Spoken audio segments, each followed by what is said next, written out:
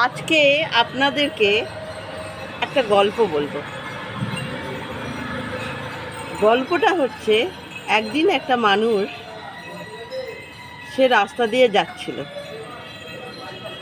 রাস্তা দিয়ে যাওয়ার সময় সে দেখে যে একটা সাপ জালে ক্ষতিগ্রস্ত অবস্থায় সে আটকে আছে।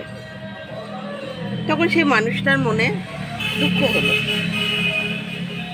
সে মানুষটা বলল যে সে ভাবতে লাগলো যে সাপটা এত ক্ষতিগ্রস্ত হয়ে রয়েছে, একে মুক্তি করা যাক।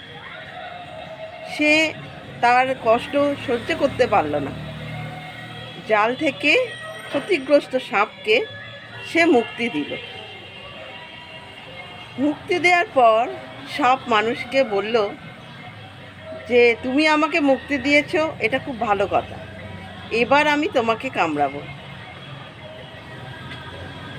তা তখন মানুষ বলল, আমি তো তোমাকে ক্ষতিগ্রস্ত জালে তুমি খুব খুব বাজেভাবে তুমি আটকে ছিলে, তার থেকে আমি তোমাকে মুক্তি দিলাম, তাহলে তুমি আমাকে কেন ক্ষতি করবে বা কামড়াবে?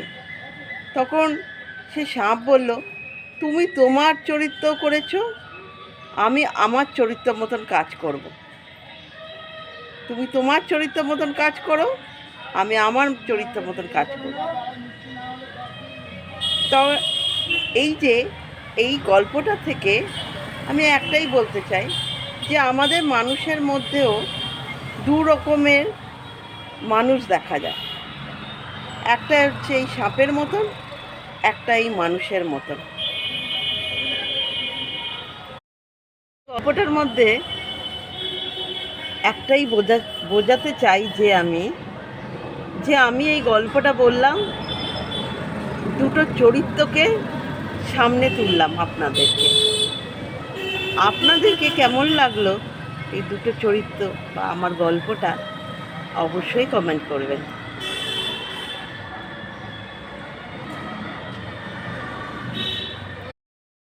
কারণ আমাদের সমাজে এই দুটো চরিত্রের মানুষ প্রচুর পরিমাণে দেখা যায়।